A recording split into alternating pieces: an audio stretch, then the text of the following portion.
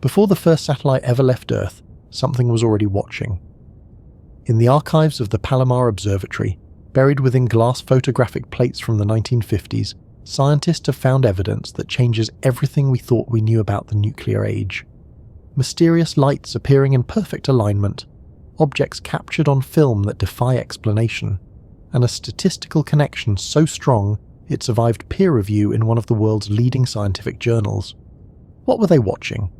And why did they appear most often within 24 hours of nuclear weapons tests? Tonight, we follow the data into a mystery 7 decades old, but only now coming into focus.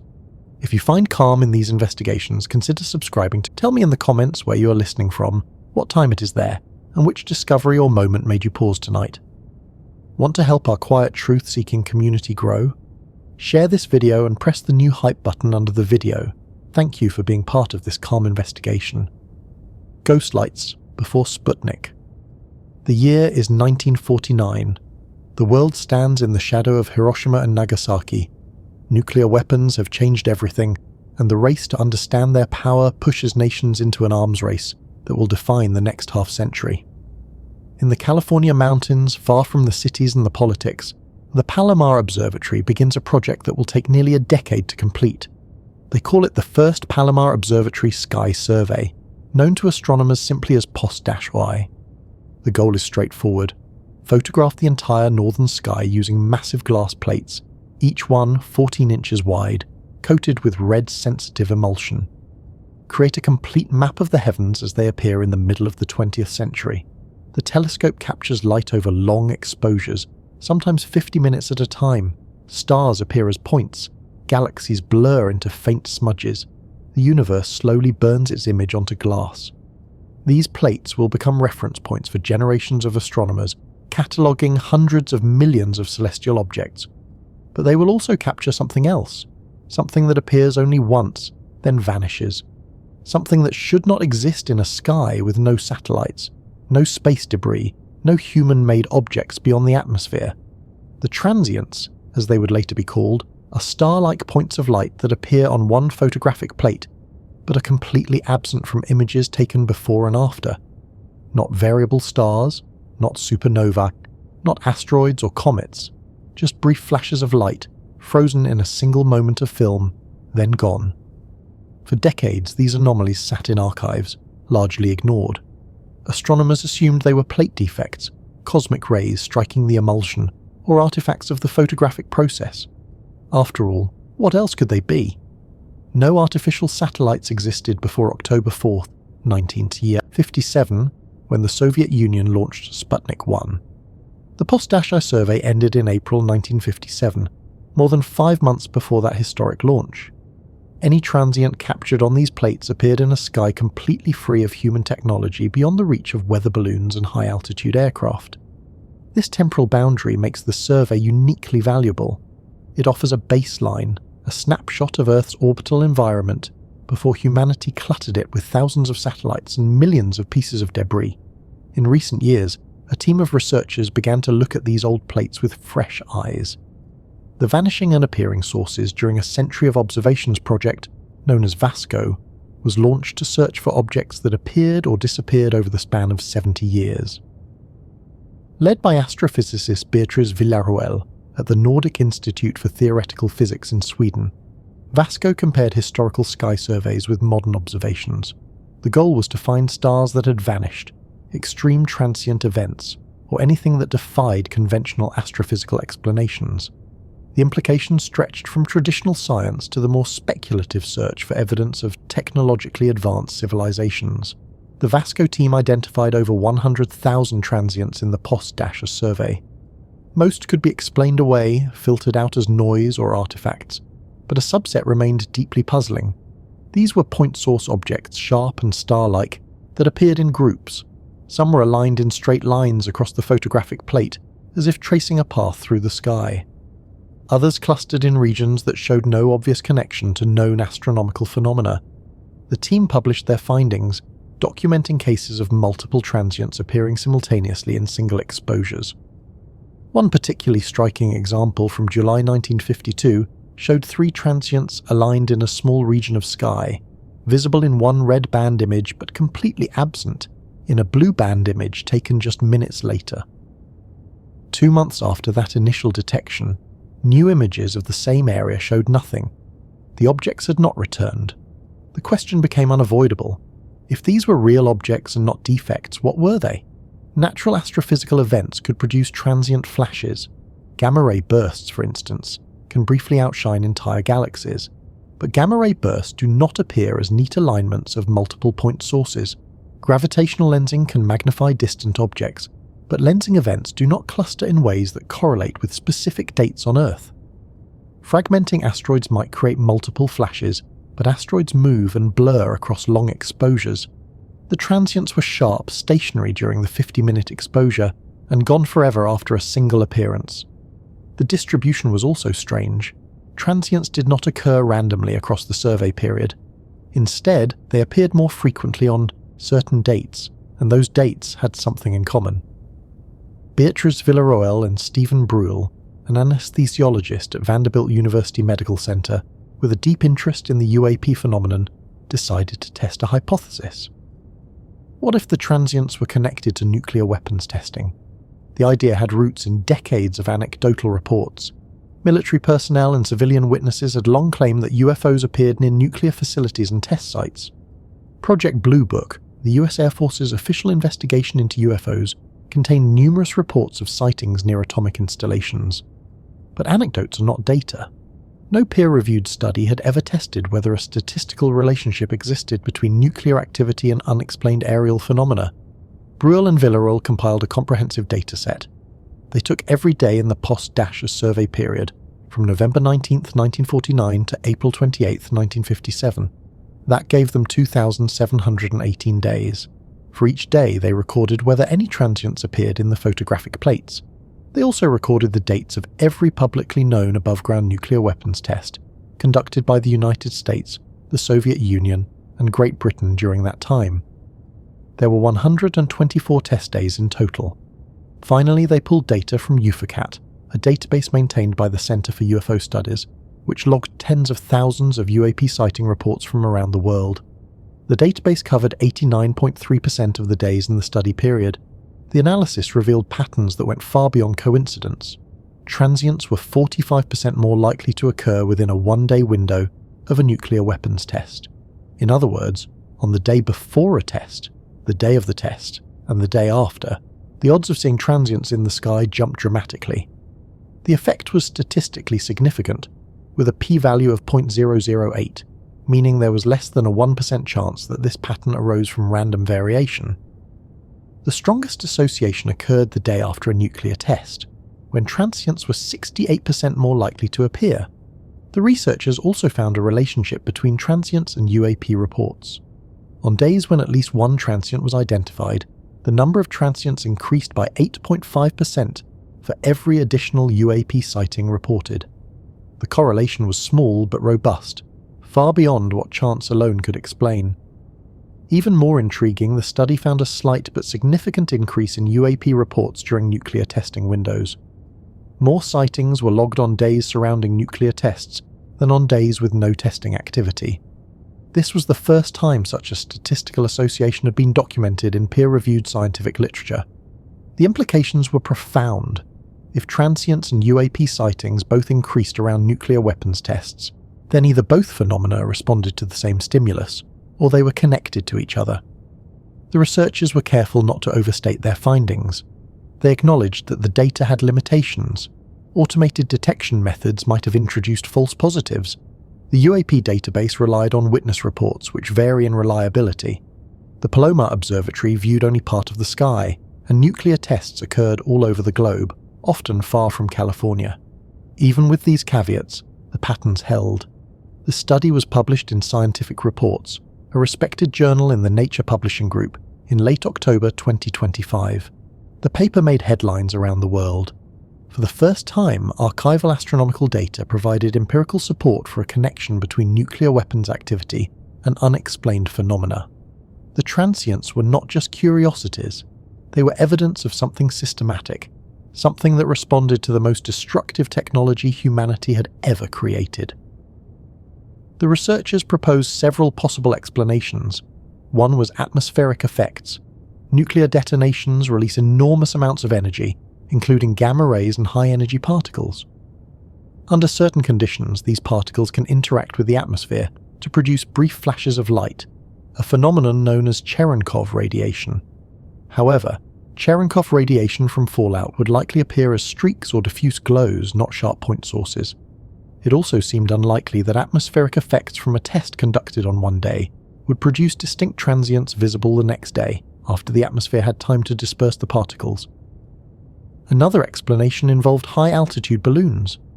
During the 1950s, both the United States and the Soviet Union launched balloons to monitor nuclear tests and gather data on atmospheric radiation. Some of these balloons carried reflective materials that could catch sunlight. If a balloon happened to be in the right position, it might produce a brief glint visible from the ground. But balloons move with the wind. Over a 50-minute exposure, a balloon would create a streak, not a stationary point. The transients were sharp and unmoving, more consistent with objects in high orbit than with anything drifting through the atmosphere. The most radical explanation was that the transients represented artificial objects in space. If something was orbiting Earth during the 1950s, reflecting sunlight at specific moments, it could produce exactly the kind of brief, point-like flashes seen in the Palomar plates. But who or what could have placed objects in orbit before Sputnik? The United States and Soviet Union had rocket programs, but neither had achieved orbital capability by the mid-1950s. The V-2 rockets captured from Germany after World War II could reach altitudes of over 100 miles, briefly touching the edge of space before falling back to Earth, but they did not achieve orbit. Unless, of course, someone else had. The Vasco researchers did not claim to have found evidence of extraterrestrial surveillance. They presented their data, discussed possible explanations, and invited further investigation. But the correlation was undeniable. Something was in the sky during the early nuclear age, something that appeared most often in the wake of atomic detonations, and something that has never been adequately explained. The transients challenge our understanding of the 1950s. We think of that decade as the dawn of the space age, the moment when humanity began to look up and dream of reaching the stars. But the Palomar plates suggest that something was already up there, watching as we split the atom and unleashed forces we barely understood. On days when mushroom clouds rose over Nevada, Siberia, and the Pacific atolls, strange lights appeared in the sky above California. Brief, silent, precise. And then, as suddenly as they came, they vanished into the darkness, leaving only their faint impressions on glass.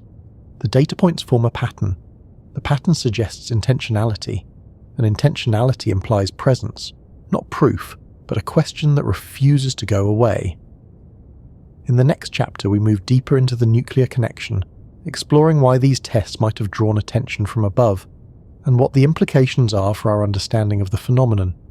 The Cold War was not just a contest between superpowers. It may have been observed by something else entirely. The nuclear connection. Nuclear weapons changed the electromagnetic signature of Earth. Every detonation releases a burst of gamma radiation, neutrons and electromagnetic pulses that ripple outward at the speed of light. The atmosphere itself becomes ionized. Radio communications black out. Instruments sensitive to radiation spike across continents. If any intelligence were monitoring our planet from a distance, nuclear detonations would be impossible to miss. They are the loudest signals humanity has ever produced, louder than all our radio transmissions combined. For a brief moment, a nuclear explosion outshines the sun in certain wavelengths. It is a beacon, visible across vast distances, announcing not just our presence, but our capacity for self-destruction. Between 1945 and 1963, when the Partial Nuclear Test Ban Treaty took effect, the United States, Soviet Union, United Kingdom, France, and China conducted over 500 atmospheric nuclear tests. The Nevada test site alone hosted over 100 detonations, many of them visible from Las Vegas, where tourists gathered on hotel rooftops to watch the flashes light up the desert sky. The tests were not secret. They were demonstrations of power, carefully timed and publicized. Newspapers reported yields in kilotons and megatons. Newsreels showed footage of the fireballs, the shockwaves flattening buildings constructed specifically to measure, blast effects, The mushroom clouds rose tens of thousands of feet into the stratosphere, carrying radioactive particles that would circle the globe. What the public did not see were the reports that came in from military personnel stationed near the test sites. Radar operators tracking the detonations sometimes picked up objects moving at impossible speeds near the blast zones. Pilots flying observation missions reported visual sightings of disc-shaped craft maneuvering through the fallout clouds. Security officers at nuclear storage facilities logged encounters with lights that hovered silently over weapons bunkers, evading attempts at interception. These reports were classified, buried in files that would not surface for decades. Some remained hidden even now. But enough leaked out to establish a pattern. Whatever these objects were, they seemed drawn to nuclear activity. The Palomar study provided the first quantitative evidence for this pattern. The researchers did not rely on witness testimony or classified documents. They used astronomical data captured by instruments designed to record the heavens, not to search for anomalies. The photographic plates were created for science, with no expectation that they would one day reveal correlations with nuclear weapons testing. This made the findings harder to dismiss. The transients were not the product of confirmation bias or selective reporting. They were simply there, embedded in the data, waiting for someone to look closely enough. One particular detail stood out. The highest transient counts occurred on days that combined both nuclear testing and multiple UAP reports. When there were no tests and no UAP sightings, transients appeared on only 11% of days. But on days with both a nuclear test and UAP reports, transients were more than twice as likely. The effect was additive. Each factor increased the probability independently, but together they created a spike that could not be ignored. The researchers described this as the apparent impact of nuclear testing and UAP sightings on the likelihood of a transient being observed. The phrasing was careful, avoiding any claim of causation, but the implication was clear. Something was responding to both the tests and the broader phenomenon. Stephen Brule, in an interview following the publication, emphasized the magnitude of the correlation. He noted that statistical significance at the level they observed suggested a real, underlying relationship. The p-values indicated that the chance of these patterns arising randomly was less than 1%. In scientific terms, that crosses the threshold for serious consideration.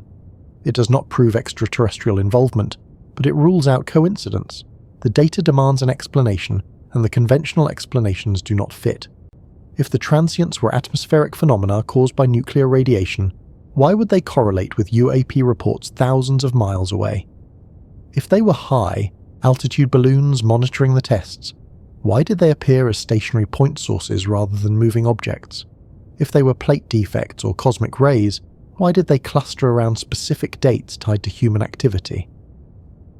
The nuclear connection has a long history in UAP research, though most of it has been anecdotal until now. Robert Hastings, a researcher who spent decades interviewing former military personnel, documented over 150 cases of UFO activity near nuclear weapons facilities.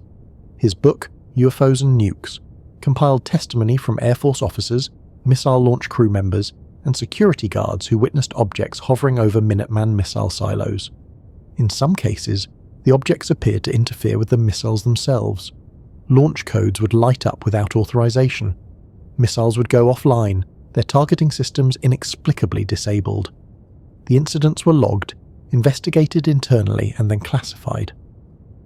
One of the most famous cases occurred in March 1967 at Malmstrom Air Force Base in Montana. On the morning of March 16th, security personnel reported a glowing red object hovering over the facility.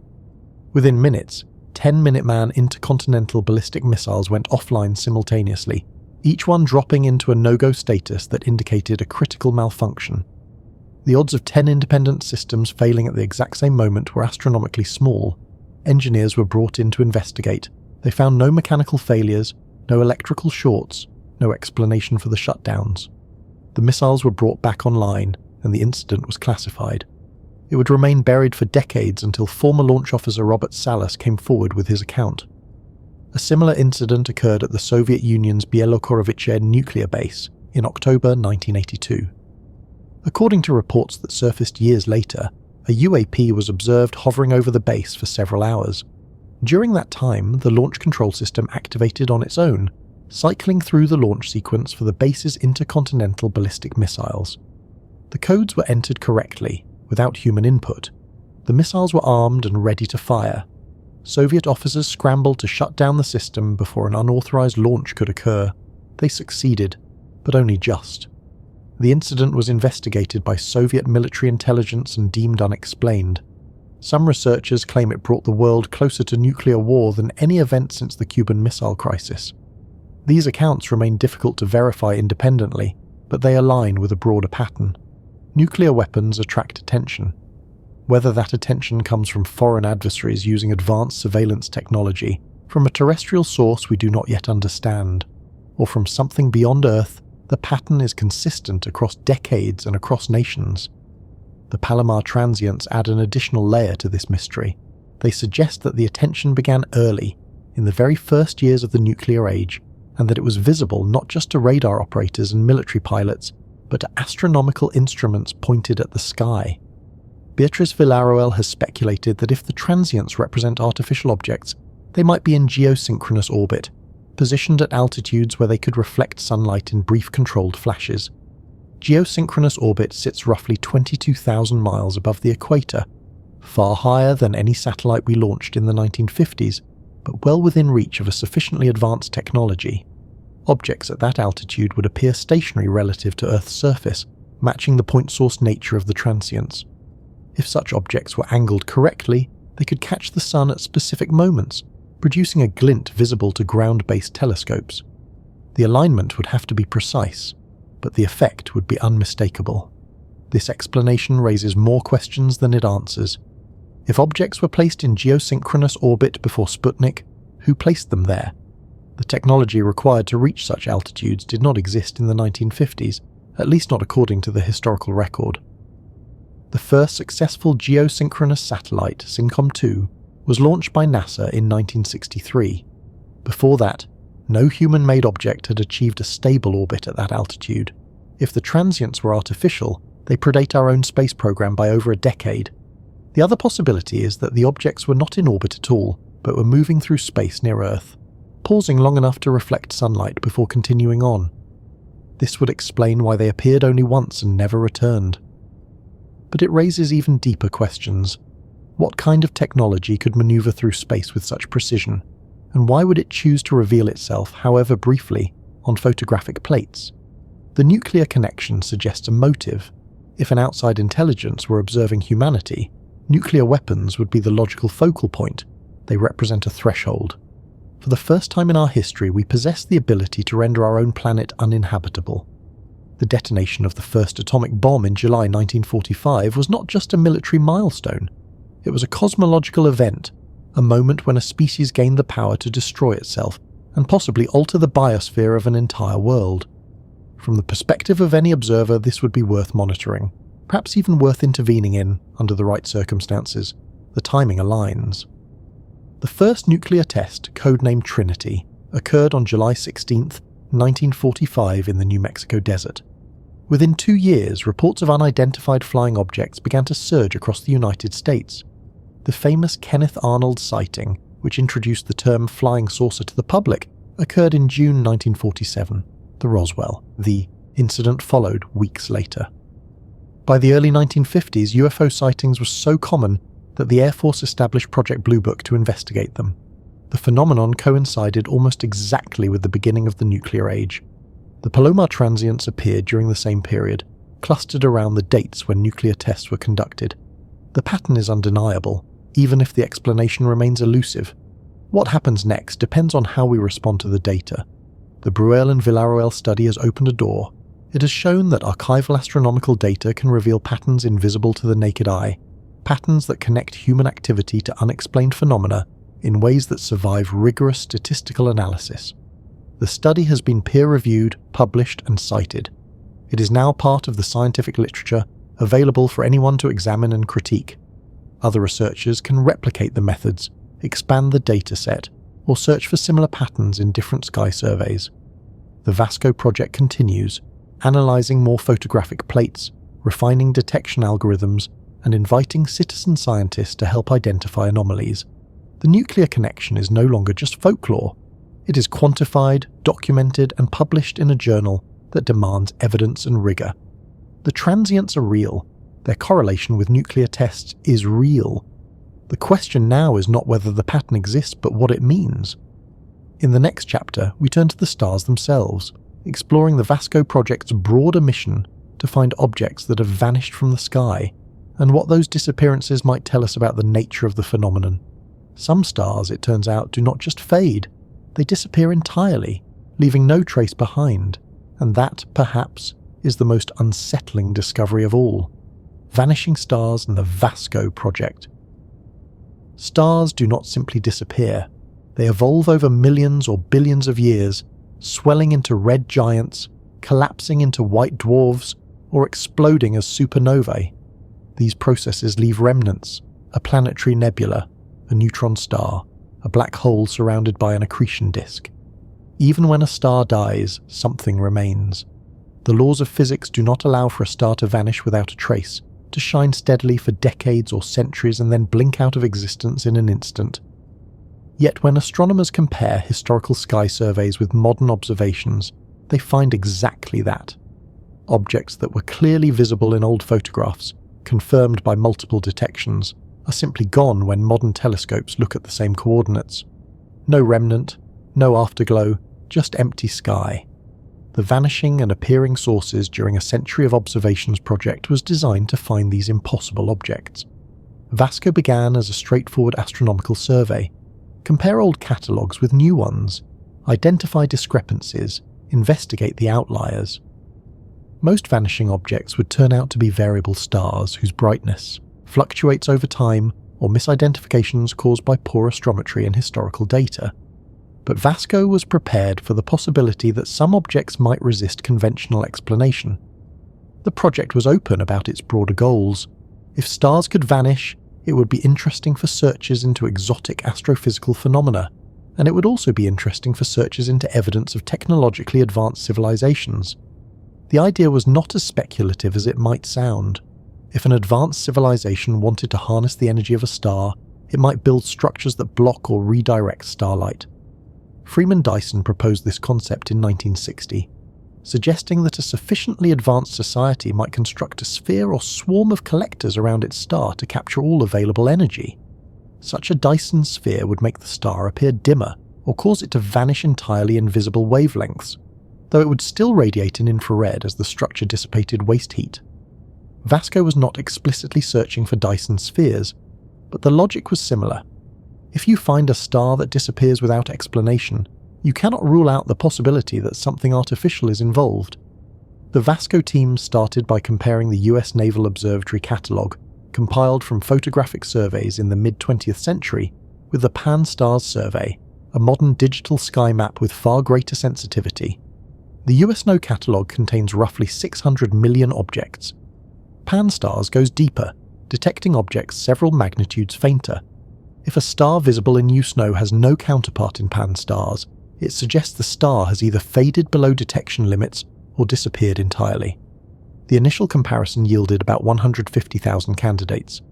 Most were false positives, artifacts of the comparison process. Differences in photographic techniques, plate defects, and catalogue errors created a noisy data set that required careful filtering. The VASCO team enlisted citizen scientists to help. They built a web interface where volunteers could view side-by-side images from historical surveys and modern observations. Each candidate was presented as a pair. The old image showed a bright point source. The modern image showed the same patch of sky, often with far more detail, but with no corresponding object at the expected location. Volunteers classified each pair, marking whether the object truly seemed to be missing or whether the discrepancy could be explained by other factors. It was painstaking work, requiring visual inspection of thousands of image pairs, but it allowed the team to filter out the most obvious false positives and focus on the genuinely puzzling cases. By late 2020, the project had examined roughly 15% of the candidate list. Of those, 798 were classified as vanished, meaning they appeared clearly in historical images but had no counterpart in modern surveys. Some of these were likely red dwarf flare stars whose brightness can vary dramatically over short timescales. Others might be cataclysmic variables, binary systems where mass transfer between stars causes sudden brightening followed by fading. But a subset remained unexplained. They showed no signs of variability in the old data. They were steady, unremarkable stars, confirmed by multiple observations over several years. And then they were gone. One candidate in particular captured attention. It was identified in the pilot study by Beatriz Villarroel in 2016, before Vasco officially launched. The object appeared clearly in a POS-red band image from the 1950s, recorded as a point source in the USNO catalogue. When Villarroel checked modern surveys, including SDSS and Pan-STARRS, there was nothing at that location. Follow-up observations with the Nordic Optical Telescope and the Gran Telescopio Canarias, one of the largest optical telescopes in the world, went far deeper than the historical plates. They reached magnitudes faint enough to detect objects hundreds of times dimmer than the original star. Still nothing. The object had not just faded, it had vanished completely. The Vasco team considered every conventional explanation. Perhaps it was a plate defect, a flaw in the emulsion that mimicked a star. But the object appeared point-like, with a brightness profile consistent with real stars. Plate defects tend to look irregular or elongated. Perhaps it was a nearby asteroid, captured in the moment it happened to align with the background sky. But asteroids move. Over multiple observations spanning years, an asteroid would appear in different positions or not at all. This object was stationary, exactly where a star should be. Perhaps it was a nova, a sudden brightening of a white dwarf in a binary system that flares and then fades over months. But novae leave remnants, shells of ejected gas that remain visible for years. There was no remnant. The possibility of a failed supernova was also considered. In rare cases, a massive star can collapse directly into a black hole without producing a visible explosion. The outer layers fall inwards so quickly that no light escapes. The star simply disappears. But failed supernovae are extraordinarily rare, expected to occur perhaps once every few centuries in a galaxy the size of the Milky Way. The odds of Vasco stumbling upon one by chance were vanishingly small, and if it were a failed supernova, there should still be some signature, perhaps a brief infrared flash or a gravitational wave signal. None was detected. That left the more speculative possibilities. One was that the object was not a star at all but something artificial, visible for a time and then moved or deactivated. If an advanced civilization had placed a reflective object in space, visible in the 1950s, it might have relocated or stopped reflecting light by the time modern surveys were conducted. This would explain why the object appeared and then vanished without leaving any astrophysical trace. It would also align with the transient phenomena observed in the Palomar plates. If objects were present in Earth's orbital environment during the mid-20th century, some might have been persistent enough to be catalogued as stars before they departed. Beatriz Villarroel has been open about this possibility in her public talks and writings. She's careful to frame it as one hypothesis among many, not a conclusion. Science requires considering all explanations, including those that challenge our assumptions about what exists in space. The Vasco project was designed with this in mind. If artificial objects in orbit or beyond could be detected by comparing historical and modern sky surveys, then the method would find them. If no such objects exist, the method would still yield valuable data about natural astrophysical transients and variable stars. Either way the science moves forward, the project has earned recognition. Villarroel received the L'Oreal UNESCO for Women in Science Prize in Sweden in 2021, followed by the International Rising Talents Award in 2022. She became the first Swede to receive the latter honour. The awards acknowledge not just the scientific rigour of Vasco, but its willingness to explore questions that sit on the boundary between astronomy and the search for extraterrestrial intelligence. Traditional SETI focuses on radio signals, scanning specific stars for evidence of deliberate transmissions. Vasco takes a different approach. It looks for changes in the sky itself, for objects that appear or disappear in ways that natural processes cannot easily explain. The citizen science component has been crucial. Over 15,000 candidate image pairs have been classified, with volunteers from around the world contributing their time and attention to the project. A separate initiative, Vasco Kids, invites younger participants to engage with the data, teaching them how astronomical research works while contributing to real science. The results feed back into the broader dataset, helping the team prioritize follow-up observations with professional telescopes. Some candidates have been confirmed as variable stars or misidentifications. Others remain under investigation, awaiting deeper imaging or spectroscopic analysis that might reveal their true nature. The transients discovered in the Palomar plates are part of VASCO's larger effort. They represent a specific subset of anomalies, brief flashes that appear once and never return. But VASCO is also interested in longer duration objects, stars that shine steadily for years and then disappear. Both types of phenomena challenge our understanding of what exists in the space around Earth and beyond. If the transients were artificial, their brief appearances suggest surveillance or monitoring. If the vanishing stars were artificial, their longer presence suggests something more, permanent structures or platforms that remained in place for years before being moved or deactivated. The implications extend beyond astronomy. If we are not alone, if advanced civilizations exist elsewhere in the galaxy, they would have technologies far beyond our own. They might have visited Earth in the past or be observing us now. The evidence would not necessarily come in the form of radio signals or spacecraft landings. It might come from careful analysis of archival data, from patterns that only become visible when we compare the sky, as it was with the sky as it is. VASCO is one of the first projects to take this approach seriously, to treat historical surveys as potential records of contact or observation. The 798 vanished objects identified so far are only the beginning. Thousands more candidates await classification. Some will resolve into known phenomena. Others may remain mysterious, gaps in the data that point towards something we do not yet understand. Villarroel has emphasized that even a single confirmed case of a star vanishing without an astrophysical explanation would be revolutionary. It would force a re-evaluation of what we think we know about the universe. It would open new lines of inquiry, new methods of searching for evidence of intelligence beyond Earth, and it would confirm what the Palomar transients already suggest. We are not the only ones watching the skies. Someone, or something, has been watching us. Yemen Incident. The Hellfire Paradox. October 30th, 2024. The waters off the coast of Yemen are a war zone. Houthi militants, backed by Iran, have been launching missiles and drones at commercial shipping vessels in the Red Sea for nearly a year. The attacks began in November 2023, framed by the militants as solidarity with Hamas during the conflict in Gaza. US Navy ships patrol the region, intercepting threats and protecting international shipping lanes. The skies are filled with surveillance drones, fighter jets, and the constant electronic chatter of radar and communication systems. It is a high-intensity environment where every object in the air or on the water is tracked, analysed, and if necessary, engaged. On that October day, an MQ-9 Reaper drone is conducting a routine patrol over the ocean. The Reaper is a workhorse of modern warfare, capable of staying airborne for over 24 hours, equipped with high-resolution cameras and infrared sensors.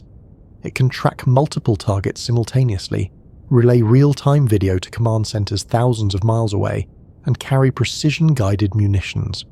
On this mission, the Reaper is monitoring the area for potential threats.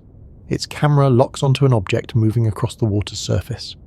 The object is small, spherical, and bright, reflecting sunlight in a way that makes it stand out against the dark ocean.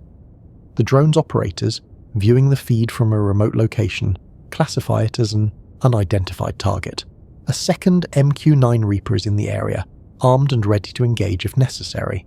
The command is given. The armed drone fires an AGM-114 Hellfire missile at the object. The Hellfire is a formidable weapon. It weighs just over 100 pounds, travels at supersonic speeds, and is designed to destroy tanks, bunkers, and fortified positions.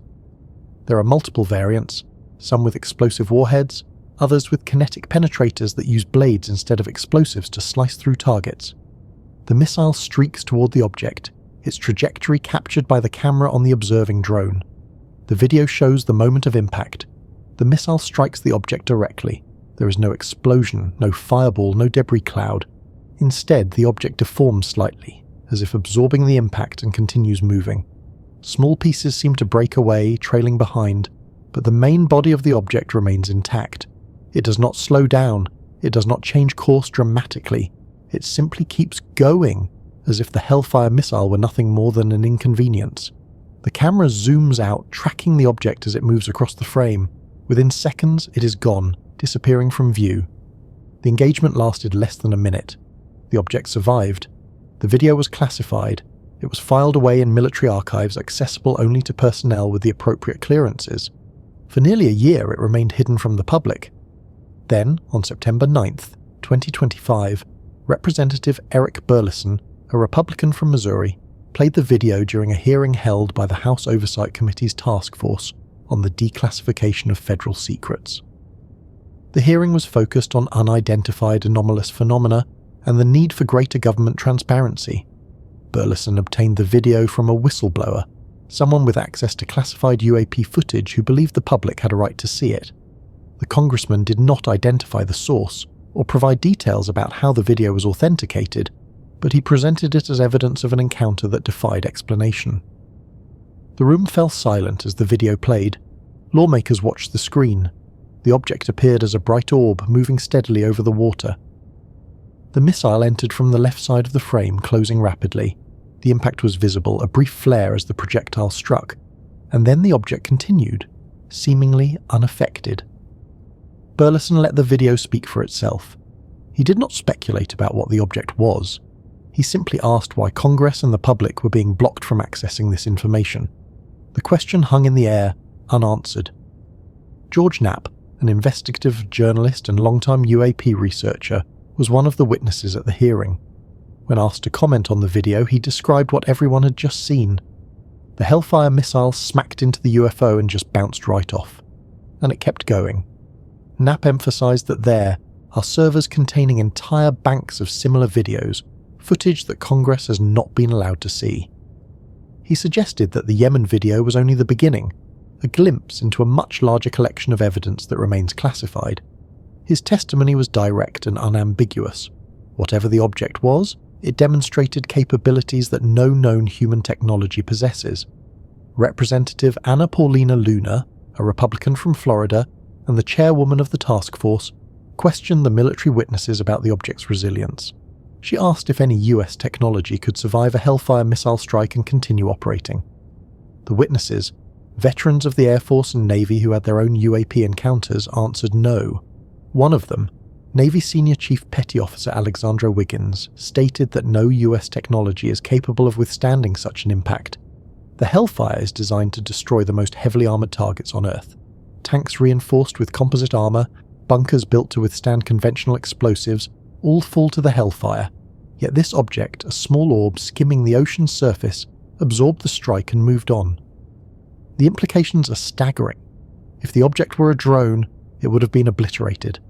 Modern military drones, even the most advanced ones, are not designed to survive direct hits from air-to-air or air-to-ground missiles. They rely on stealth and maneuverability to avoid detection and engagement. If detected and targeted, they are destroyed. The same applies to aircraft. A fighter jet struck by a Hellfire would disintegrate. The kinetic energy alone would tear it apart even before any explosive warhead detonated. The object in the video did not disintegrate. It did not even seem significantly damaged. It deformed, suggesting some kind of material response to the impact, and then resumed its original shape and trajectory. Several possibilities exist. One is that the video captured an optical illusion, a trick of perspective or sensor artifacts that made it appear as though the missile struck the object when in fact it missed. Parallax effects, where an object's apparent position shifts depending on the viewing angle, have been cited by Pentagon analysts in other UAP videos. The infamous Go Fast video, released by the Navy in 2015, showed what appeared to be a fast-moving object skimming the ocean. Analysts later determined it was likely a weather balloon, and the apparent speed was an illusion caused by the angle of the camera and the altitude of the observing aircraft. Could the Yemen video be a similar case? Skeptics have suggested that the object might have been a balloon, and the missile passed near it without making solid contact. The debris seen in the video could be pieces of the balloon's material, torn away by the shockwave but not indicative of a direct hit. Balloons are resilient in unexpected ways. They can deform under pressure and return to shape once the pressure is removed.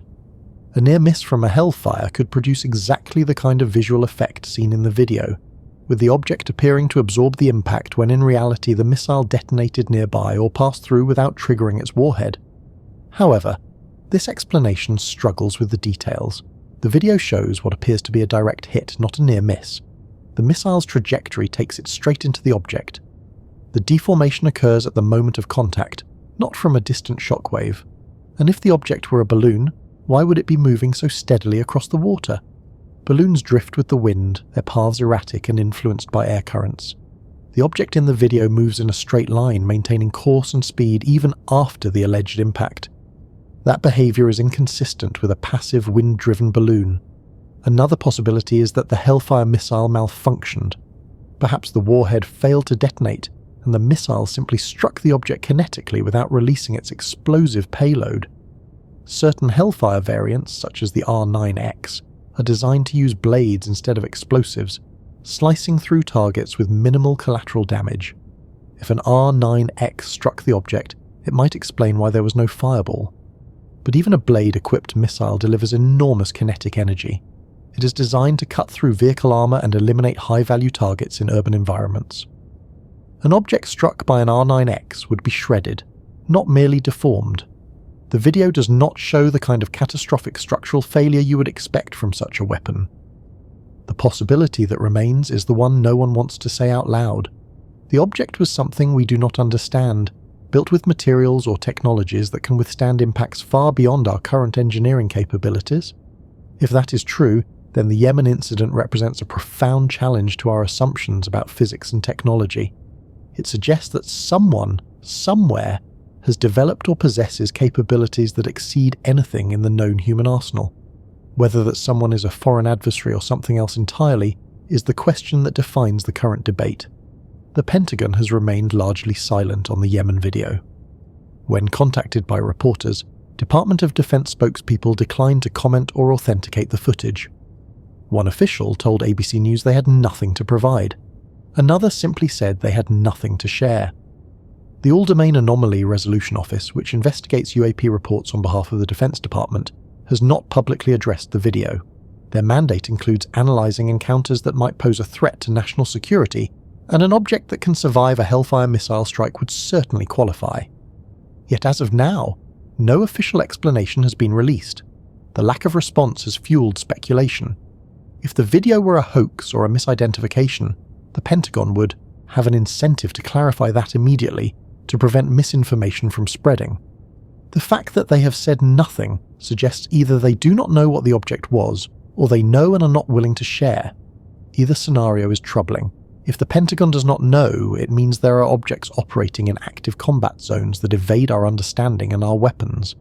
If they do know and are withholding the information, it raises questions about transparency and the public's right to be informed about potential threats. The Yemen video is not an isolated case.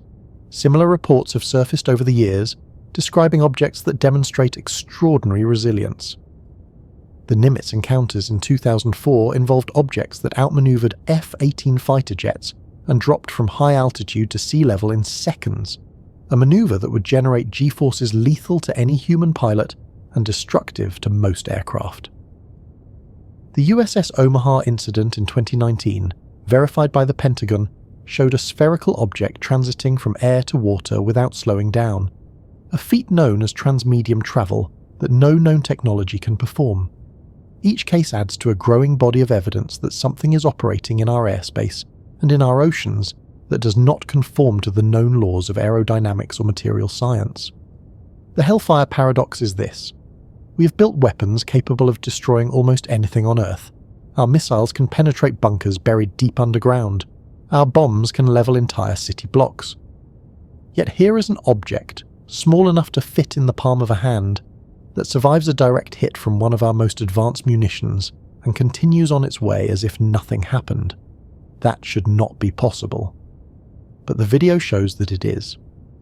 In the next chapter, we turn to the congressional response, exploring how lawmakers are pushing for transparency and what the testimony of military witnesses reveals about the scope of the phenomenon. The Yemen incident is not just a curiosity, it is a data point in a much larger pattern, one that suggests we are not alone in our skies or our seas. Congressional testimony and government transparency. September 9th, 2025. The Cannon House office building in Washington, D.C. A hearing room fills with lawmakers witnesses, and members of the press. The House Oversight Committee's task force on the declassification of federal secrets convenes for a session titled Restoring Public Trust Through UAP Transparency and Whistleblower Protection. The task force was formed in February of that year, created specifically to examine government records related to unidentified anomalous phenomena and to push for greater disclosure. Chairwoman Anna Paulina Luna opens the hearing with a statement about the lack of transparency from federal agencies and the intelligence community. She emphasizes that the American people deserve to know what their government knows about UAP, especially when these objects appear in restricted airspace and near military installations. The witnesses include 3 military veterans who have encountered UAP firsthand. Jeffrey Nuzzatelli, a US Air Force veteran, describes an incident from 2003 at what is now Vandenberg Space Force Base in California. He and other personnel observed a red square-shaped object in the sky, an anomaly that defied identification. Dylan Borland, another Air Force veteran, recounts a sighting from 2012 at Langley Air Force Base in Virginia. He saw a triangular craft, approximately 100 feet long, take off from near a NASA hangar. The craft had no sound, moved with fluid dynamics that seemed impossible, and interfered with his telephone. Within seconds, it ascended to commercial jet altitude, displaying zero kinetic disturbance. Borland was a geospatial intelligence specialist, trained to identify aircraft and assess threats. He knew what he saw was not conventional. Alexandro Wiggins, a US Navy senior chief petty officer, shares his experiences operating sonar systems aboard Navy vessels. He describes detecting objects underwater that move at speeds no known submarine or torpedo can achieve. These fast movers, as sonar operators call them, appear suddenly, accelerate to velocities that defy measurement, and vanish just as quickly. Wiggins emphasizes that these are not equipment malfunctions or false contacts. Multiple operators on different systems detect the same objects simultaneously. The Navy logs these incidents, but they are rarely investigated beyond initial reports.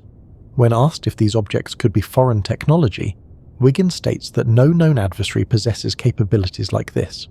The speeds and maneuvers exceed anything in the public or classified inventory of any nation. George Knapp, an investigative journalist who has covered the UAP topic for decades, testifies about the institutional resistance to disclosure. Knapp has interviewed hundreds of witnesses, from military personnel to intelligence officers to civilians. He describes a pattern of suppression where individuals who report UAP encounters face ridicule, career setbacks, or worse. Whistleblowers are often isolated, their credibility questioned, their accounts buried in classification systems designed to keep information from the public. Knapp argues that this culture of secrecy has prevented serious scientific study of the phenomenon and has left critical national security questions unanswered. The hearing also addresses the broader issue of government accountability. Joe Spielberger, Senior Policy Counsel at the Project on Government Oversight, speaks about the legal frameworks that allow agencies to classify information and the loopholes that enable overclassification.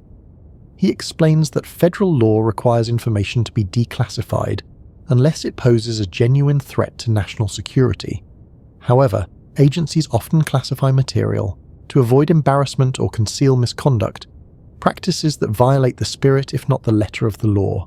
Spielberger calls for independent oversight of classification decisions, particularly regarding UAP, where the justification for secrecy is often unclear. The Yemen video is the centerpiece of the hearing.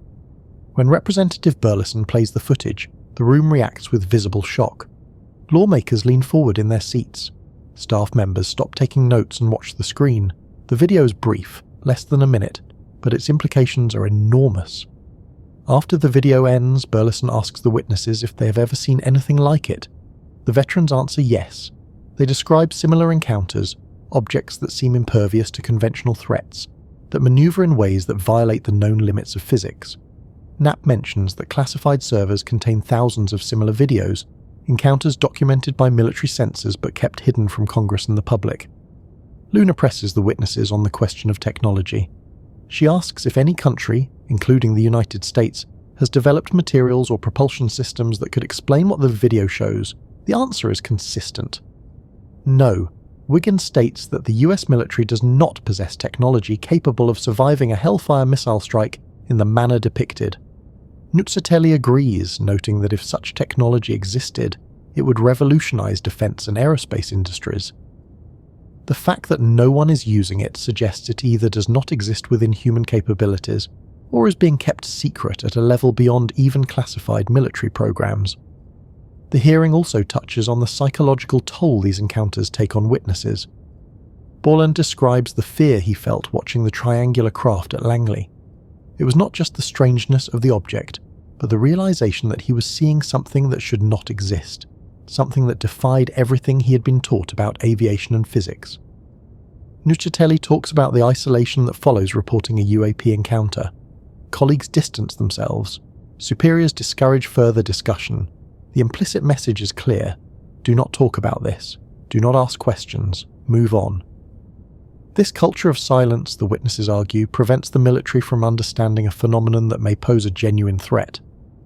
Lawmakers from both parties express frustration with the Pentagon's lack of cooperation. Representative Tim Burchett, a Republican from Tennessee, has been one of the most vocal advocates for UAP transparency. He describes attempts to access classified briefings, only to be told that the information cannot be shared due to compartmentalization. Even members of Congress with security clearances are often denied access to UAP-related materials. Burchett argues that this level of secrecy is unjustifiable. If objects are operating in US airspace, if they are interacting with military assets, then elected representatives have a duty to know what is happening and to inform their constituents. The hearing concludes with calls for legislative action.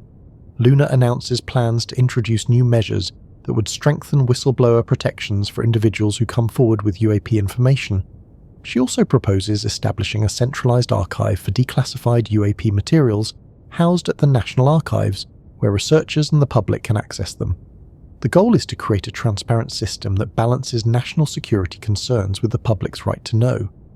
Several lawmakers express support for these initiatives, though the path forward remains uncertain. Previous attempts to mandate disclosure have faced resistance from the Defense Department and intelligence agencies, which argue that releasing certain information could compromise sources and methods.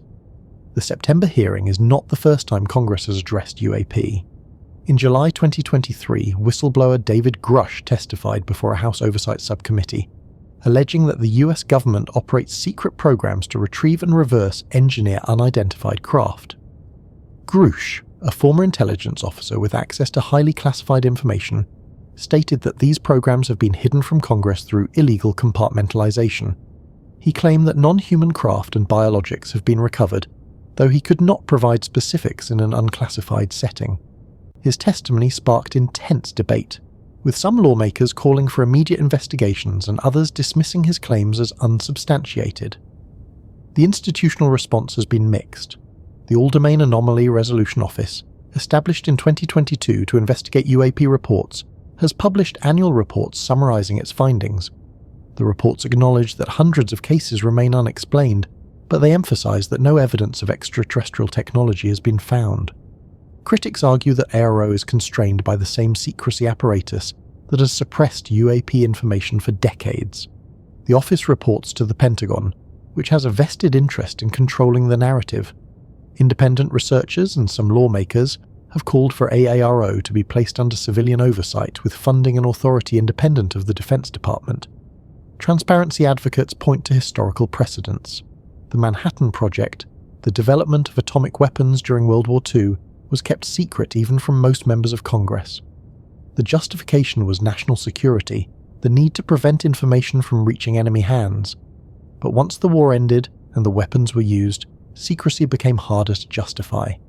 Eventually, information was declassified, and the public learned the full scope of the program. Advocates argue that UAP information should follow a similar path.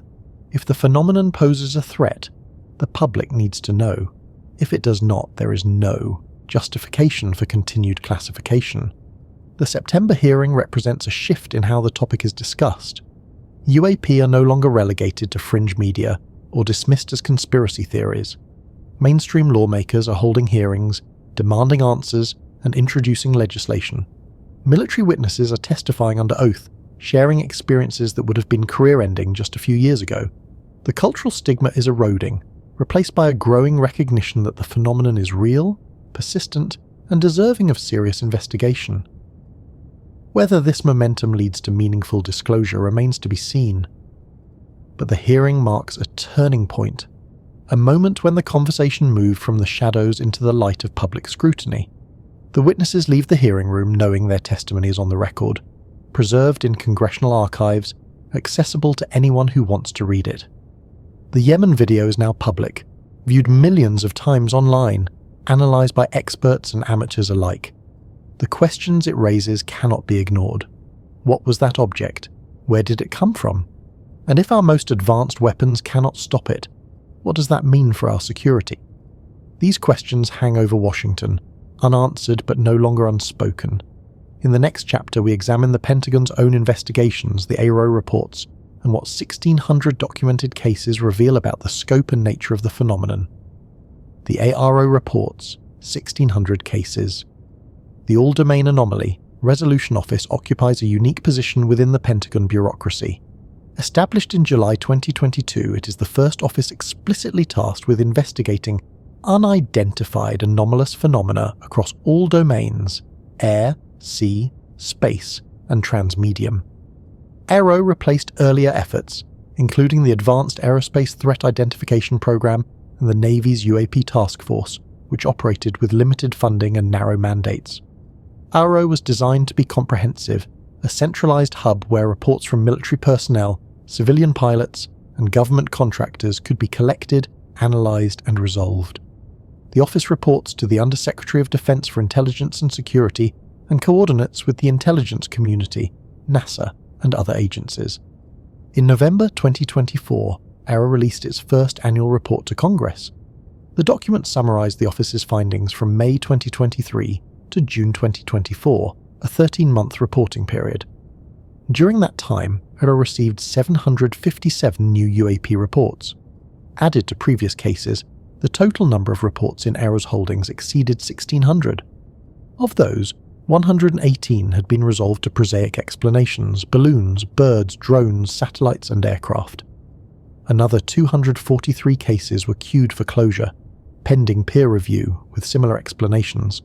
That left approximately 900 cases in the active archive, lacking sufficient data for analysis, and several dozen that remain genuinely anomalous, defying conventional identification. The report emphasized that AARO found no evidence of extraterrestrial beings, activity, or technology. This statement appeared multiple times, framing the office's findings in terms of what had not been discovered rather than what had. Critics noted the phrasing, "absence of evidence," they argued, is not evidence of absence. Just because AARO has not confirmed extraterrestrial involvement does not mean such involvement does not exist. It may simply mean that the evidence has not yet been properly analysed, or that it remains classified at levels beyond AARO's access. The office's leadership has acknowledged these limitations, stating that their work is ongoing and that conclusions may change as more data becomes available. John Koslowski, AARO's director as of August 2024, spoke to reporters following the release of the annual report. He described the office's efforts to improve data collection, reduce stigma around reporting, and deploy advanced sensor systems designed specifically to detect and track UAP. One such system, codenamed Gremlin, is a prototype that combines optical, infrared, and radar sensors. Gremlin was tested in March 2024 and demonstrated functionality in detecting airborne objects. As of the report's publication, Gremlin was conducting a 90-day pattern of a life collection at a national security site. The location was not disclosed to prevent interference from outside parties attempting to test the system. Koslowski explained that AARO faces a geographic bias in its data. Most reports come from military installations and training ranges, where sensor coverage is dense and personnel are trained to observe and report unusual activity. This creates the appearance that UAP cluster around national security sites, but it may simply reflect where we are looking most carefully. To address this bias, AARO plans to deploy sensors in diverse environments, including civilian airspace and maritime zones, to determine whether the phenomenon is truly concentrated near military assets or whether it is more widespread than current data suggest. The report included several case studies. One involved a pilot flying near Ronald Reagan Washington National Airport who reported an unknown phenomenon strobing and moving as if running on a racetrack hundreds of feet above the airport. The object appeared in the morning sky, moved in a pattern that suggested intelligent control, and then vanished. No radar return was recorded. No other aircraft were in the vicinity. The case remains unexplained. Another case described a long cylindrical object that passed over the top of a pilot's aircraft. The object was witnessed by multiple crew members and tracked by sensors. It matched descriptions of UAP reported in other incidents, large metallic cylinders that hover or move slowly before, accelerating away at high speeds. One of the most intriguing reports came from government contractors leaving a US facility in broad daylight. 2 vehicles, each with multiple occupants, observed a large metallic cylinder about the size of a commercial airplane. The object was stationary, hovering in place, with a very bright white light behind or around it. After roughly 15 to 20 seconds, the object suddenly disappeared. It did not fly away. It did not fade from view. It simply vanished, as if it had never been there. The witnesses were credible, government employees with security clearances, trained to observe and report accurately. Their account was logged, analysed, and classified as anomalous due to the object's size and its instantaneous disappearance. AARO also addressed the issue of flight safety. The report noted that US military aircrews provided 2 reports identifying flight safety concerns related to UAP encounters. In 3 additional reports, pilots described being trailed or shadowed by UAP during training missions. These encounters raise serious questions. If objects are following military aircraft, are they collecting intelligence? Are they testing our response capabilities? Or are they simply curious, observing without hostile intent? The lack of clear answers makes it difficult to assess the threat level. AARO has categorized these cases as requiring further analysis, but the office has not provided detailed findings to the public. The report highlighted one category of misidentifications that has surged in recent years: Starlink satellites. Elon Musk's satellite constellation, which numbers in the thousands and continues to grow, has become a common source of UAP reports. The satellites appear as bright moving lights in the night sky, often in formations that can be mistaken for coordinated craft. AARO noted that many recent reports, particularly from civilians and pilots unfamiliar with Starlink, can be attributed to these satellites. The office has launched an education campaign to raise awareness and reduce false reports. However, not all sightings of satellite-like objects can be explained this way.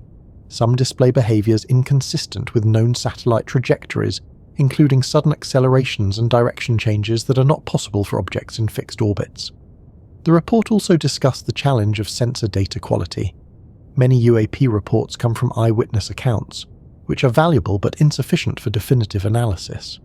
The gold standard is multi-sensor corroboration, where radar, infrared, optical and electronic systems all detect the same object simultaneously. This provides data that can be analysed scientifically, ruling out optical illusions, sensor malfunctions or observer error. However, most UAP encounters do not meet this standard. Objects appear briefly, detected by only one sensor or observed by a single witness, and then disappear before additional data can be gathered. AARO is working to improve sensor coverage and to train personnel on how to use available systems to capture better data during encounters. One key finding from the report is that UAP are not limited to any single domain. Objects have been detected in the air, underwater, in space, and transitioning between these domains.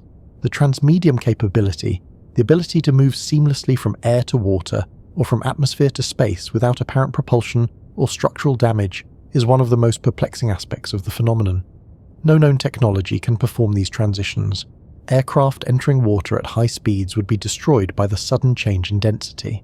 Spacecraft re-entering the atmosphere experience extreme heat and friction, requiring heat shields and careful trajectory planning.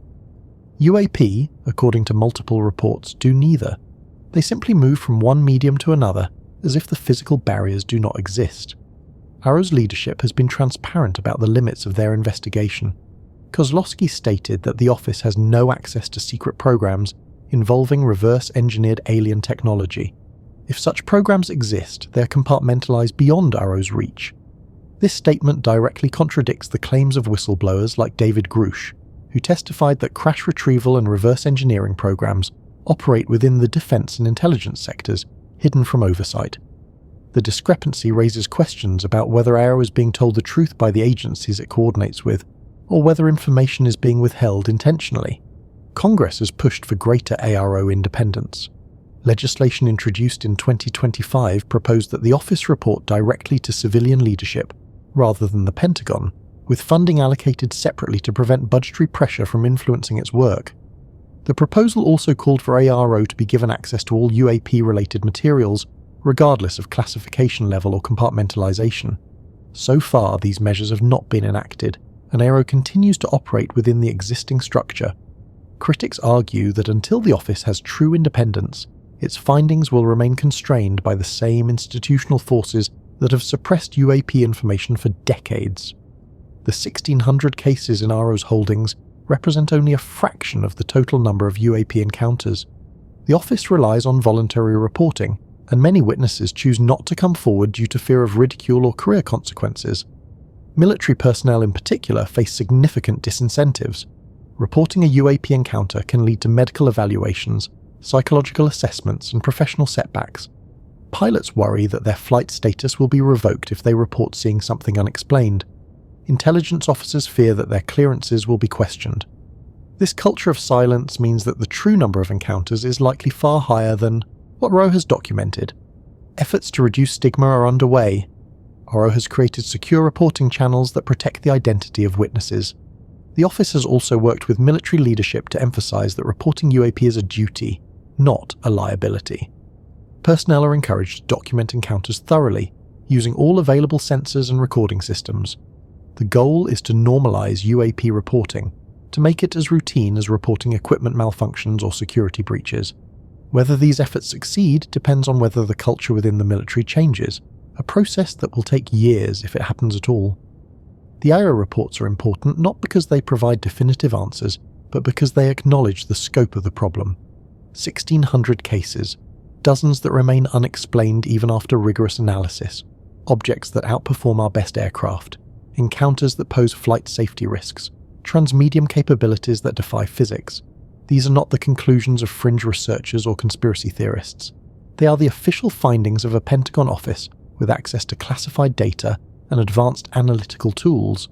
The phenomenon is real, it is persistent, and it is not going away. In the next chapter, we look at the surge in sightings reported in 2025, when over 2,000 encounters were logged by civilian organizations in just 6 months. The numbers are climbing, and the questions are multiplying faster than the answers. The surge, 2025 sightings. The National UFO Reporting Center, known as NUFORC, has been collecting reports of unidentified flying objects since 1974. For decades, it operated quietly, maintained by a small staff and funded through donations. The organization provides a hotline and online form where anyone can submit a sighting report. Pilots, law enforcement officers, military personnel, and civilians from around the world have used the service to document encounters they could not explain. The reports vary widely in detail and credibility, but taken together they form one of the largest databases of UFO sightings in existence. In 2025, that database captured something unprecedented, a surge in reports that dwarfed previous years and suggested the phenomenon was accelerating. Between January and June 2025, NUFORC logged 2,174 sightings in the United States alone. That represents an average of more than 12 reports per day, every day, for 6 months. The numbers were higher than the same period in 2024, when 1,492 sightings were recorded, and comparable to 2023, which saw 2,077 sightings in the first half of the year. Christian Stepien, NUFORC's chief technology officer, emphasized that these figures likely represent only a small fraction of actual encounters.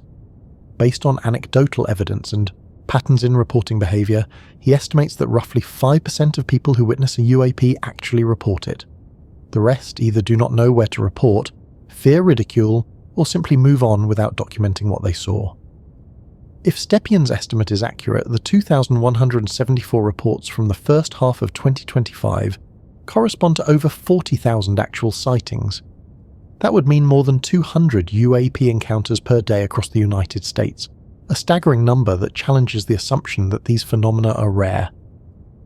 The data suggest instead that UAP are common, witnessed frequently by people from all walks of life, but underreported due to social and institutional barriers.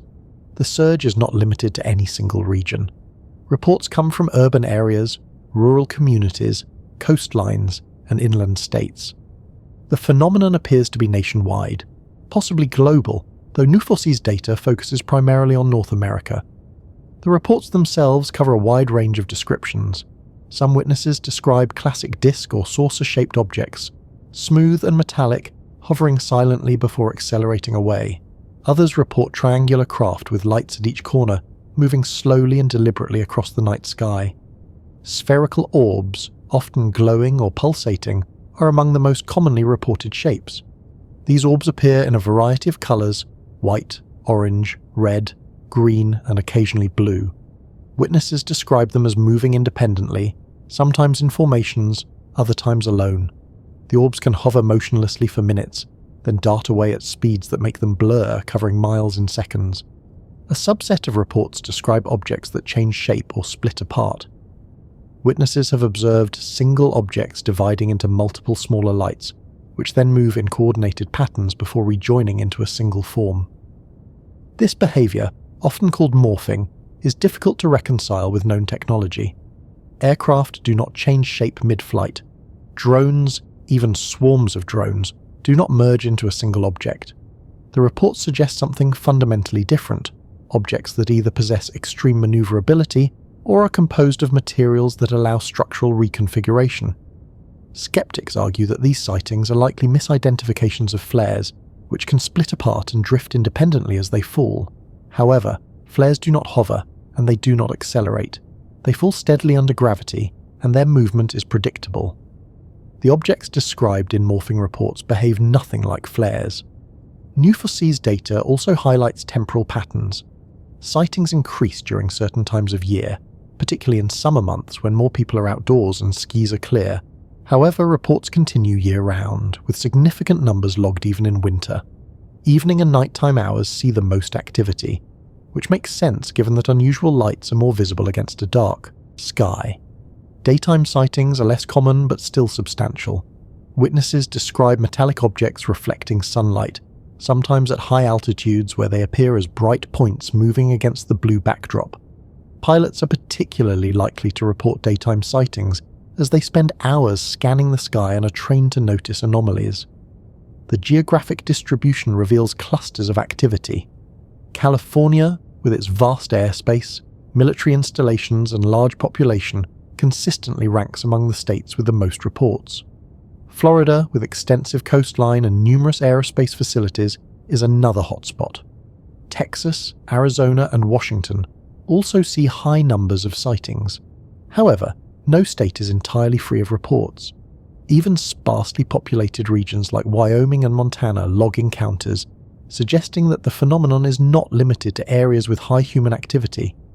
If anything, some of the most compelling reports come from remote locations where witnesses have clear views of the sky and minimal light pollution to interfere with visibility.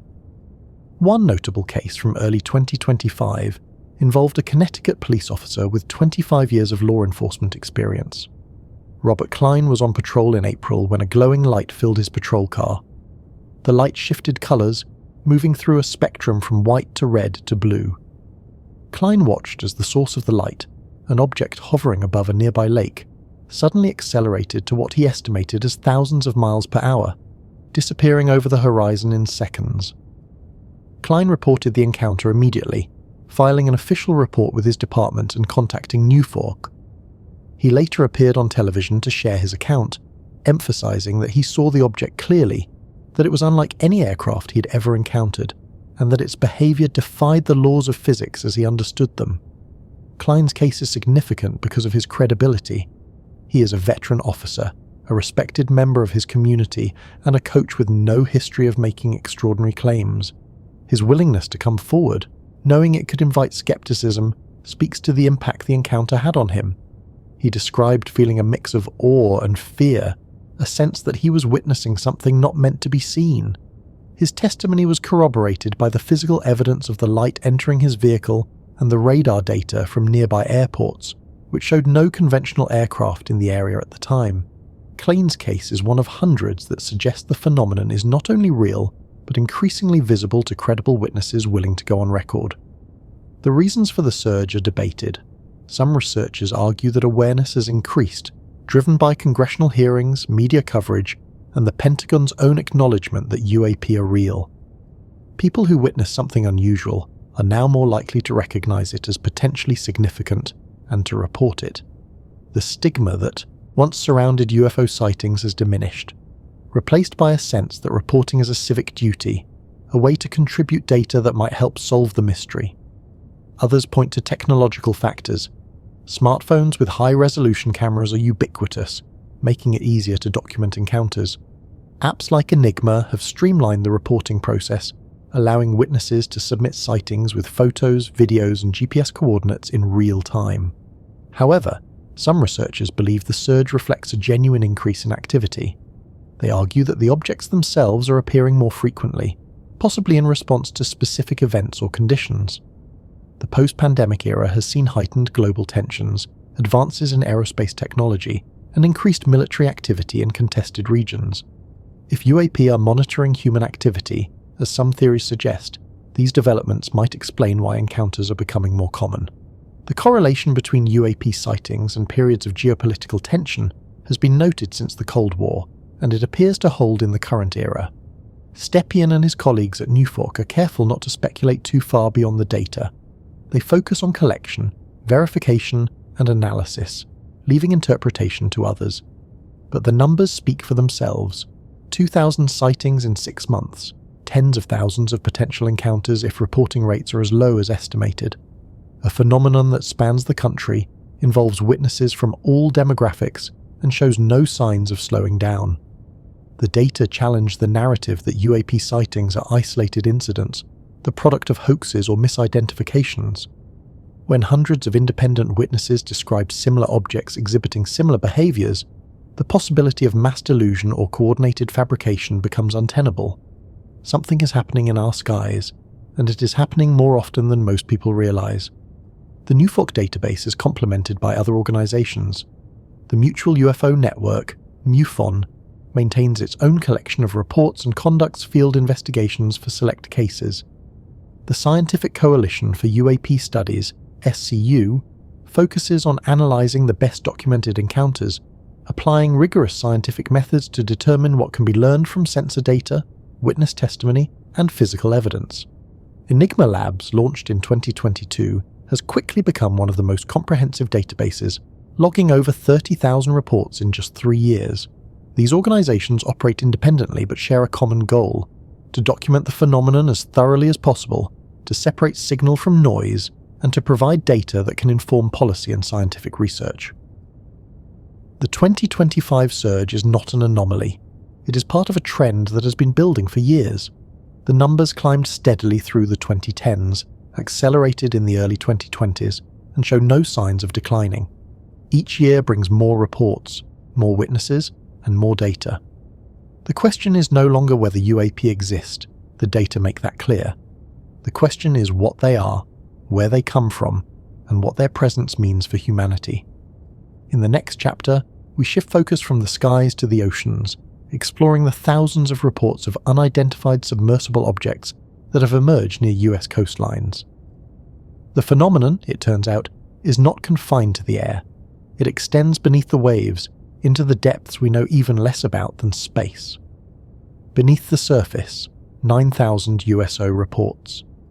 The ocean covers 71% of Earth's surface. It contains 99% of the planet's biosphere by volume, yet we have explored less than 5% of it. The deep ocean remains one of the least understood environments in existence, more alien to us than the surface of Mars. We have better maps of the Martian terrain than we do of the seafloor. The pressures at depth, the darkness, the cold, all make exploration difficult and expensive. Most of what happens beneath the waves happens unseen, unrecorded, unknown. It is into this vast and mysterious realm that thousands of witnesses have reported seeing objects that should not exist. Unidentified submersible objects known as USOs are the aquatic counterparts of UFOs. They are detected underwater, moving at speeds no known vessel can achieve, or observed transitioning from water to air without the deceleration or structural damage such a transition should cause. USO reports stretch back centuries. Medieval sailors described fiery objects rising from the sea. 19th century naturalists logged sightings of luminous orbs ascending from the depths. In the 20th century, sonar operators aboard naval vessels began detecting fast movers, contacts that appeared suddenly, accelerated to velocities that exceeded any known submarine or torpedo, and vanished before they could be tracked or intercepted. These encounters were logged, analysed when possible, and filed away, often classified due to their implications for naval security. In 2025, the phenomenon gained renewed attention when Enigma Labs released data showing that over 9,000 USO sightings had been reported within 10 miles of US shorelines since the app's launch in 2022. Of those, 500 occurred within 5 miles of the coast. More than 150 reports described objects hovering above water before plunging in or emerging from beneath the surface and ascending into the sky. The sightings were not random. They clustered along both the Atlantic and Pacific coasts, with dense concentrations near naval bases, shipping lanes, and areas of military activity. California led with 389 reports. Florida followed with 306. Other coastal states, including Washington, New York, and North Carolina, also logged significant numbers. The reports describe a range of behaviors. Some witnesses see glowing lights beneath the water's surface, moving horizontally at speeds that create visible wakes or disturbances. Others report objects breaking the surface, sometimes accompanied by spray or mist, and then accelerating into the air without any visible means of propulsion. Navy sonar operators, speaking anonymously, have described tracking contacts that move at hundreds of knots underwater, speeds that should be impossible given the drag and resistance of seawater. Submarines, the fastest underwater vehicles humans have built, top out at around 40 knots. Torpedoes designed for speed reach perhaps 60 to 70 knots. The objects detected by sonar move 2, 3, even 5 times faster, and they do so without generating the acoustic signatures that conventional propulsion systems produce.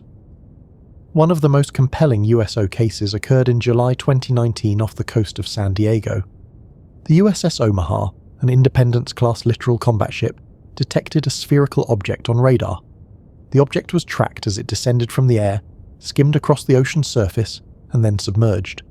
The entire event was recorded on infrared and radar systems, providing multi-sensor corroboration. The footage, later verified by the Pentagon as authentic, shows the object moving at steady speed before disappearing beneath the waves. No splash, no deceleration. It simply transitioned from one medium to another, as if the boundary between air and water did not exist. The Omaha conducted a search of the area but found no wreckage, no debris, nothing to indicate what the object was or where it went. The incident remains classified as unresolved. Transmedium capability is one of the defining characteristics of USOs. The ability to move seamlessly between air and water violates known principles of aerodynamics and hydrodynamics. Aircraft entering water at high speed experience catastrophic structural failure. The density difference between air and water creates forces that tear apart even reinforced hulls. Spacecraft re-entering the atmosphere face extreme heat generated by friction with air molecules. They require heat shields, carefully calculated trajectories, and slow deceleration to survive. UAP, according to numerous reports, do neither. They transition without apparent effort, without damage, without the physical effects that should accompany such a maneuver. This suggests either a propulsion system that manipulates the surrounding medium, reducing drag and resistance, or materials so advanced that they can withstand forces far beyond anything we can engineer. Retired Navy Rear Admiral Tim Gallaudet has spoken publicly about the national security implications of USOs. In a March 2024 op-ed, he wrote that the fact unidentified objects with unexplainable characteristics are entering US water space, and the Department of Defense is not raising a giant red flag, is a sign that the government is not sharing all it knows about all domain anomalous phenomena. Gallaudet emphasized that the ocean is critical to American security, commerce, and defense. Ignoring USOs, he argued, jeopardizes maritime security and leaves the nation vulnerable to threats it does not understand. He called for transparent investigation, civilian oversight, and the deployment of advanced sensor systems designed to detect and track underwater anomalies.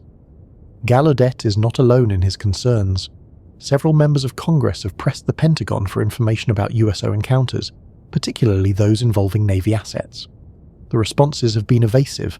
Officials acknowledge that unexplained contacts are detected, but argue that most can be attributed to natural phenomena, marine life, or equipment malfunctions. Critics find this explanation insufficient. Sonar operators are trained to distinguish between whales, submarines, and anomalous contacts. Marine life does not move at hundreds of knots. Equipment malfunctions do not produce multi-sensor detections that multiple operators confirm independently. The refusal to take USOs seriously, Gallaudet and others argue, reflects either ignorance or intentional suppression of information that should be shared with policymakers and the public. Historical accounts add depth to the modern data. In 1825, naturalist Andrew Bloxham, aboard HMS Blonde, recorded seeing a red luminous orb rise from the ocean near Hawaii. He described it as the colour of a red-hot cannon shot, bright enough that a pin might be picked up on deck. The orb ascended, hovered briefly, and then descended back into the water. Bloxham's account was published in scientific journals at the time and dismissed as an optical illusion or misidentification of volcanic activity.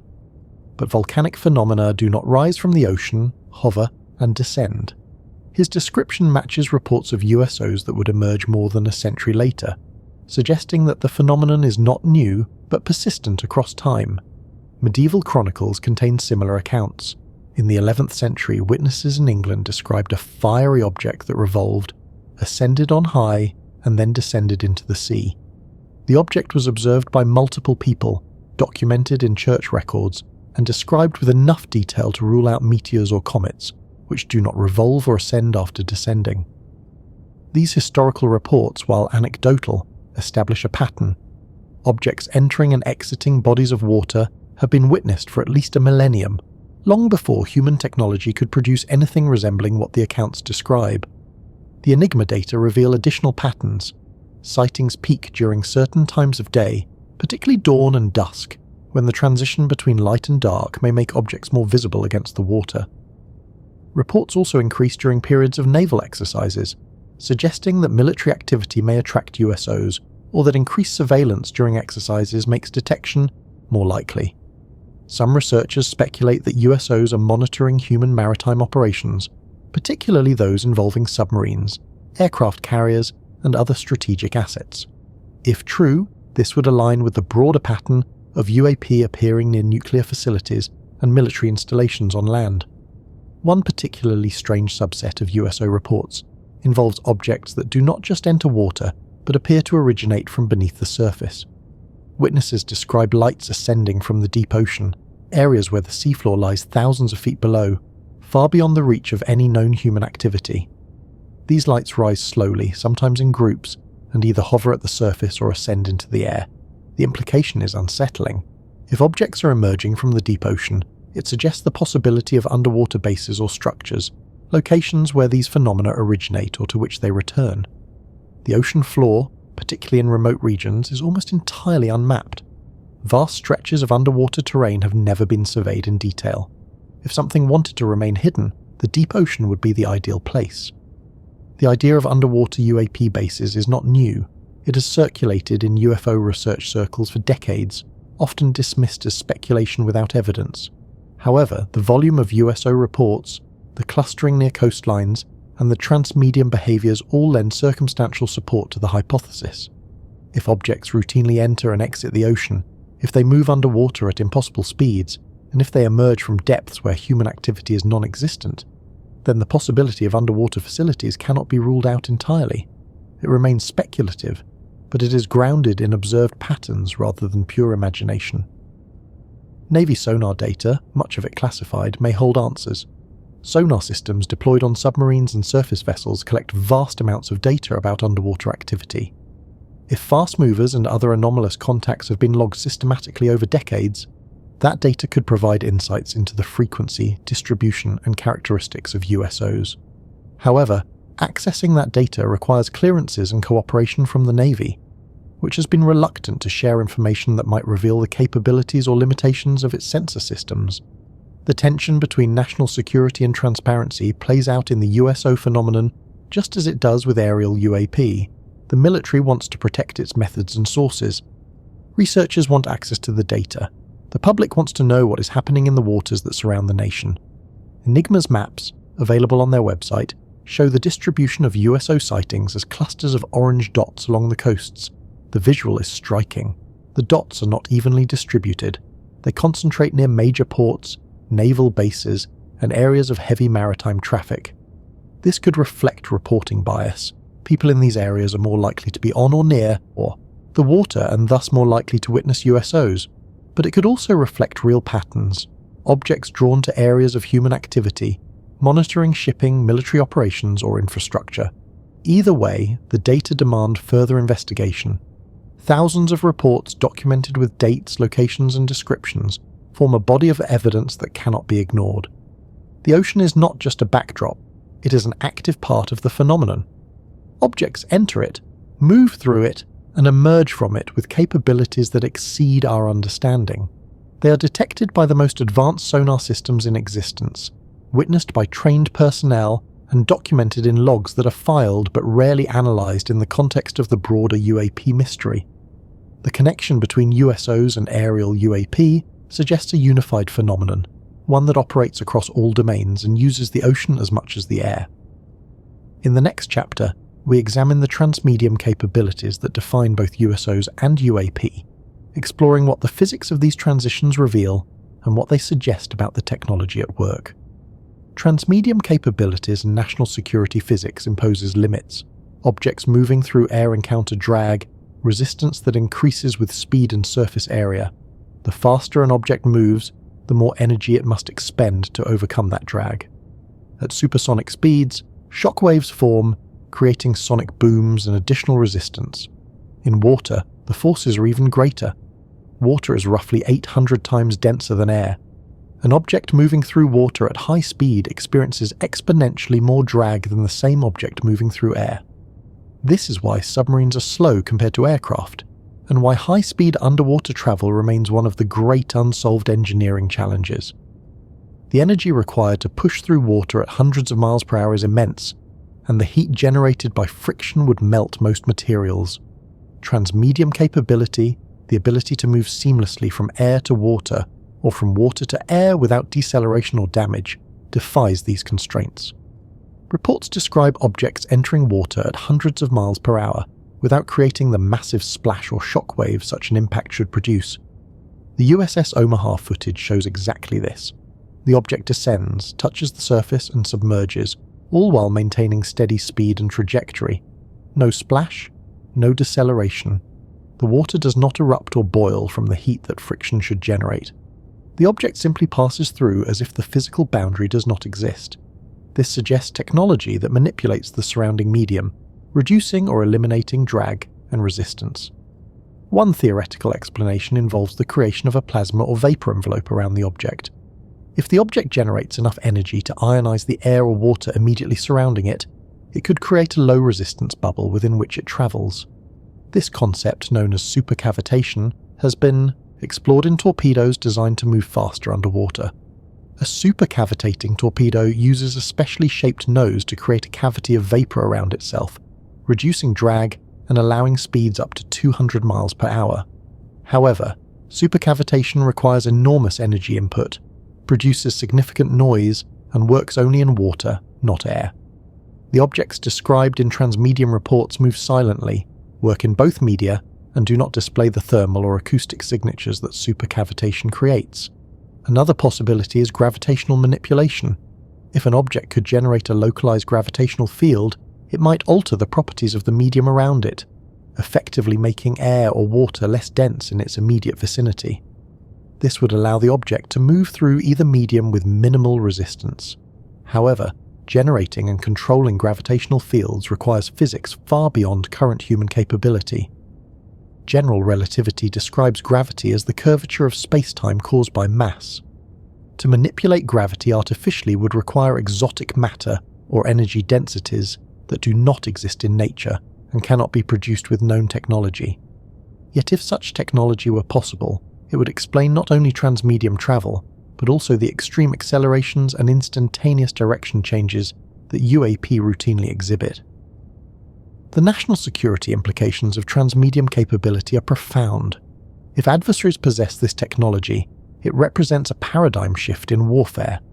Objects that can transition between air and water at will could evade detection, bypass defenses and strike targets with impunity. Submarines rely on stealth, hiding beneath the surface to avoid radar and visual detection. Aircraft rely on speed and altitude to outmaneuver threats. An object that combines the advantages of both, that can hide underwater and then ascend into the air in seconds, would be nearly impossible to counter. It could approach undetected, surface near a target, deliver a payload, and submerge again before defenses could react. The strategic implications are staggering. US military doctrine assumes that air and sea are separate domains, each requiring specialized platforms and tactics. Aircraft dominate the air. Ships and submarines dominate the sea. The two domains are bridged by carrier strike groups, which project air power from sea-based platforms, and by anti-submarine warfare assets, which use aircraft to hunt submarines. But transmedium capability collapses this division. An adversary with transmedium vehicles could render much of current military infrastructure obsolete. Radar systems designed to track aircraft would struggle to detect objects emerging from the water. Sonar systems designed to track submarines would lose contact as objects transition to air. The entire architecture of defense, built on the assumption that threats stay within their respective domains, would need to be reimagined. The question is whether any nation has developed such technology. The leading candidates are the United States, China, and Russia. The US has the largest defense budget and the most advanced aerospace and naval programs. If transmedium technology exists, it would likely be classified at the highest levels, accessible only to a handful of personnel in compartmented programs. However, whistleblowers like David Grush have claimed that such programs exist and that they involve reverse engineering recovered UAP. If true, this would explain the secrecy and the reluctance of the Pentagon to share information even with Congress. It would also raise questions about why, if the US possesses this technology, it is not deploying it, or at least acknowledging it as a deterrent. China has made rapid advances in aerospace and naval technology over the past 2 decades. The country has developed hypersonic missiles, stealth aircraft, and advanced submarines. Chinese military doctrine emphasizes asymmetric warfare, finding ways to counter US advantages without matching American spending dollar for dollar. Transmedium capability would fit this strategy perfectly, offering a way to neutralize American naval superiority in the Pacific. However, there is no public evidence that China has achieved transmedium technology. Reports of UAP over Chinese airspace and waters suggest that China is observing the phenomenon, not controlling it. In 2023, Chinese officials acknowledged detecting unidentified objects near military installations and expressed concern about their origins. Russia, with its long history of advanced aerospace research, is another possibility. The Soviet Union conducted extensive studies of UAP during the Cold War, and some of that research remains classified. Russia has also developed unique propulsion technologies, including scramjet engines and experimental plasma systems. However, Russia's defense budget is a fraction of America's, and its aerospace industry has struggled since the collapse of the Soviet Union. If Russia possessed transmedium technology, it would likely have used it by now, either to demonstrate capability or to gain a strategic advantage in conflicts like Ukraine. The fact that no such technology has appeared on the battlefield suggests that Russia, like everyone else, is trying to understand the phenomenon rather than exploit it. The alternative is that no nation possesses transmedium technology, that the objects observed are not human in origin. This is the explanation that many military and intelligence personnel privately acknowledge, even if they are reluctant to say so publicly. If UAP are not ours, not Russian, not Chinese, then the question becomes what are they, and who or what is operating them. The evidence points toward a non-human intelligence, a conclusion that many find difficult to accept, but that fits the data better than any conventional explanation. Objects that move at thousands of miles per hour, that make 90-degree turns without slowing, that transition between air and water without effort, and that demonstrate no concern for being detected, all suggest technology far in advance of anything humans have developed. The national security community is divided on how to respond. One faction argues for aggressive investigation, and if possible, acquisition. If the technology can be understood and replicated, it would give the nation that achieves it first an insurmountable advantage. This faction supports crash retrieval programs, reverse engineering efforts, and the allocation of significant resources to UAP research. Another faction is more cautious, arguing that attempting to engage or capture UAP could provoke a response from whatever intelligence controls them. If these objects are observing us, the thinking goes, it is better to avoid hostile actions that might escalate the situation. A third faction, still influential within parts of the military and intelligence agencies, believes the entire phenomenon is a distraction, a mix of misidentifications, hoaxes, and psychological effects that do not warrant serious attention. Recent events suggest the first faction is gaining influence. AARO's deployment of sensor systems like Gremlin, Congress's push for transparency, and the increasing willingness of military personnel to discuss their encounters all point toward a recognition that the phenomenon is real and requires a coordinated response. However, the institutional resistance remains strong. Decades of stigma, secrecy, and dismissal have created a culture where acknowledging UAP is still seen as career-limiting. Changing that culture will take sustained effort from leadership at the highest levels, and it will require overcoming the inertia of bureaucracies that have spent 70 years minimizing or denying the phenomenon. Transmedium capability is not just a technological curiosity, it is a challenge to our understanding of physics, a potential threat to national security, and evidence that someone, human or otherwise, has achieved breakthroughs that elude our best scientists and engineers. The objects move through air and water as if the laws governing those media do not apply. They accelerate without visible propulsion, turn without banking, and demonstrate energy outputs that should require reactors or engines far larger than the objects themselves. Every encounter with transmedium UAP adds to the body of evidence that we are dealing with something fundamentally different, something that forces us to reconsider what is possible. The data from AARO, NUFOC, and Enigma all point in the same direction. The phenomenon is real, widespread, and consistent across decades and domains. Transmedium behavior is not an outlier. It is a core feature, observed in dozens of cases with multi-sensor corroboration. The USS Omaha footage is perhaps the most compelling example, but it is not unique. Navy pilots have reported similar encounters. Witnesses have filmed objects entering and exiting bodies of water. Sonar operators have tracked contacts that transition from underwater to airborne in seconds. The evidence is not ambiguous, it is overwhelming. What remains ambiguous is the explanation. In the final chapter, we synthesize the data, drawing connections between the Palomar transients, the Yemen incident, the AARO reports, and the surge in sightings. The pattern that emerges is both fascinating and unsettling, a glimpse into a reality that challenges everything we thought we knew about our place in the universe. The pattern emerges. What the data reveals. 70 years separate the Palomar transients from the Yemen incident. 7 decades during which humanity split the atom, reached the moon, built computers that fit in our pockets, and mapped the human genome. 7 decades of technological progress that transformed civilization. Yet across that entire span, one phenomenon has remained constant, unexplained and persistent.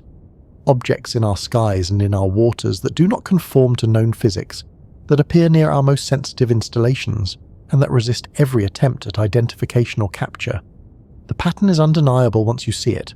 The transients clustered around nuclear tests. The Yemen object survived a Hellfire missile.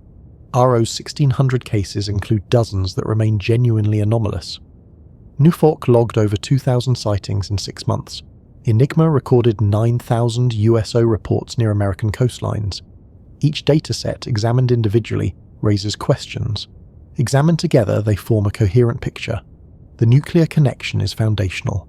The Palomar study demonstrated that transients in the 1950s appeared most often within 24 hours of atmospheric nuclear weapons tests. The correlation was statistically significant, far beyond what chance could produce. At the same time, UAP reports increased during nuclear testing windows, a pattern that had been suspected anecdotally, but never proven in peer-reviewed literature. The data suggests that nuclear activity draws attention, whether from surveillance technology deployed by an unknown intelligence or from a natural phenomenon triggered by the electromagnetic and radiation signatures of atomic detonations. Either way, the timing is precise. We began splitting atoms in 1945. Within 2 years, UFO sightings surged across the United States. By the early 1950s, Objects were appearing in astronomical photographs taken from the most advanced observatory of the time. Fast forward to 2024.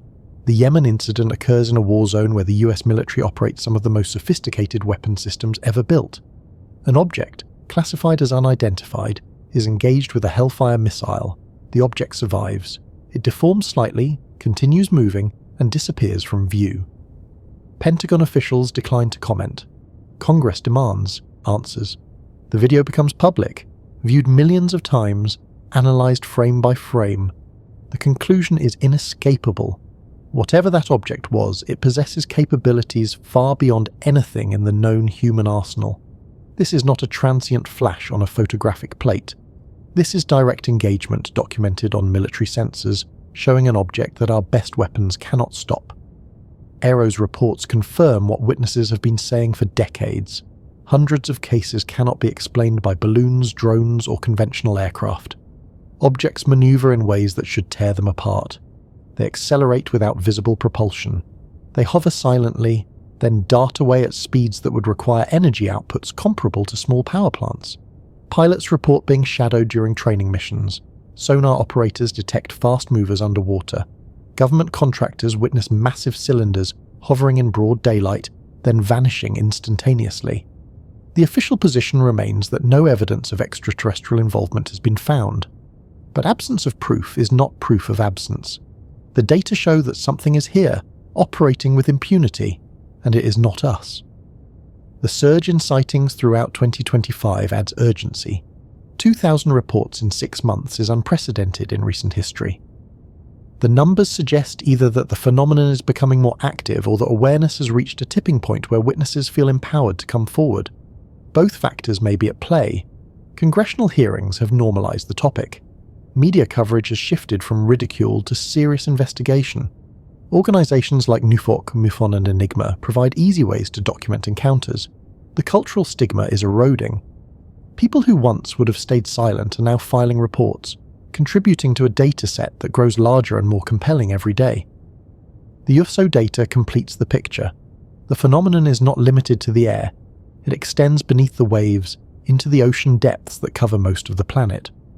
Objects enter and exit water without the catastrophic effects such transitions should cause. They move underwater at speeds that defy hydrodynamics. They are detected by sonar, witnessed by Navy personnel, and documented in logs that remain largely classified. The transmedium capability ties it all together. These are not separate phenomena, aerial objects in one category, underwater objects in another. They are manifestations of the same thing, whatever that thing is, operating across all domains with equal ease. What does it mean?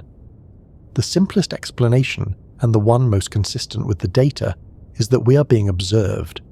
An intelligence, non-human in origin, has been monitoring Earth for at least 7 decades, possibly much longer if historical accounts are credible.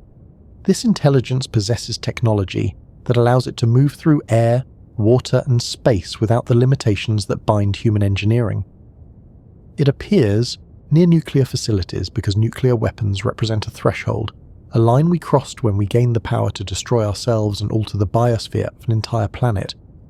It operates with apparent impunity because our weapons, advanced as they are by our standards, are ineffective against it. The Yemen incident demonstrated that. The transients in the 1950s suggested it. The AARO cases confirm it. The alternative explanations struggle to account for all the data.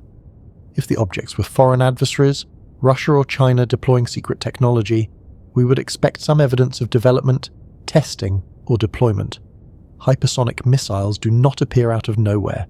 Stealth aircraft require decades of research and billions of dollars in funding. Transmedium vehicles would require breakthroughs in materials science, propulsion, and energy generation that would be visible in scientific literature, patent filings, and industrial activity. None of that exists. The technology gap between what we can build and what UAP demonstrate is not incremental. It is vast, suggesting either that someone has achieved breakthroughs without leaving any trace or that the technology comes from outside human civilization. If the objects were a secret US program, the government would have every incentive to reveal it, if not to the public, then at least to Congress in classified briefings. Demonstrating such capability would deter adversaries and reassure allies. Instead, The Pentagon denies knowledge, AARO claims it has no access to reverse engineering programs, and whistleblowers risk their careers to say that the programs exist but are hidden even from oversight bodies. The level of compartmentalization required to keep such technology secret for 70 years, across multiple administrations and changes in political control, strains credibility. It is theoretically possible but practically implausible. That leaves the hypothesis that many find hardest to accept but that fits the data best. We are not alone.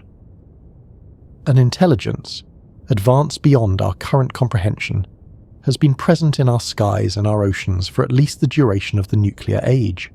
It observes without interfering directly, though there are cases, like Malmstrom Air Force Base, where interference has occurred. It demonstrates its presence through sightings, through encounters with military assets, and through behavior that cannot be mistaken for natural phenomena or human technology. It allows itself to be seen, captured on sensors, documented in reports, but it does not communicate in ways we recognize.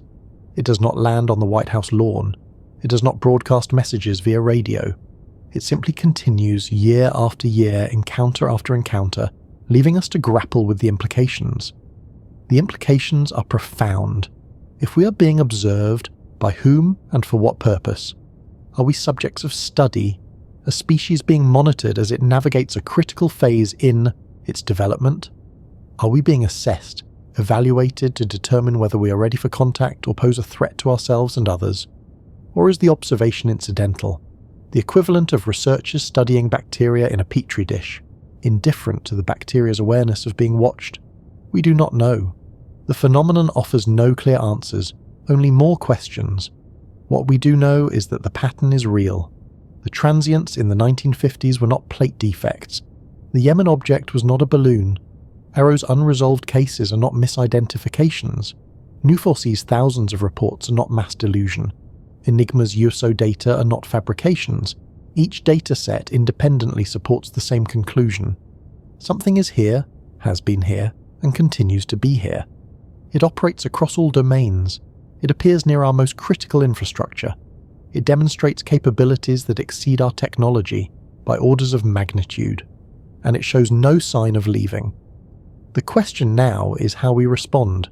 Do we continue to deny, to classify, to dismiss? Or do we confront the reality that the data reveal and begin the difficult work of understanding what it means? The congressional hearings suggest a shift is underway. Lawmakers are demanding transparency. Whistleblowers are coming forward. Organizations are collecting and analyzing data in ways that were not possible a generation ago. The tools exist to study the phenomenon rigorously, scientifically, without prejudice or preconception. What remains is the will to use those tools, to fund the research, to support the witnesses, and to accept conclusions that may challenge our most fundamental assumptions about reality. The Palomar transients appeared in a sky with no satellites, watched over atomic explosions that lit up the desert and sent shockwaves around the world. The Yemen object absorbed a missile designed to destroy tanks and kept moving. Between those two moments, 70 years of encounters, sightings, and reports have accumulated, forming a body of evidence that cannot be ignored. The pattern is clear. We are not alone in watching the skies.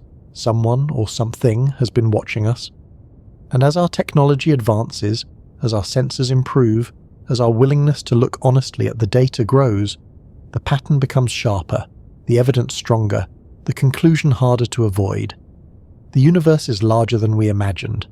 The possibilities are stranger than we dared to consider, and the truth, whatever it may be, is closer than we think. It is in the archives, waiting to be analyzed. It is in the testimonies, waiting to be heard. It is in the skies and the seas, waiting to be acknowledged.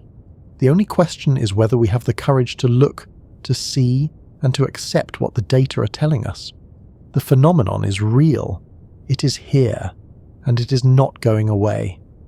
What we do next will define not just this moment, but how history remembers us, as the generation that finally opened its eyes, or as the one that chose to look away. The data are clear. The choice is ours.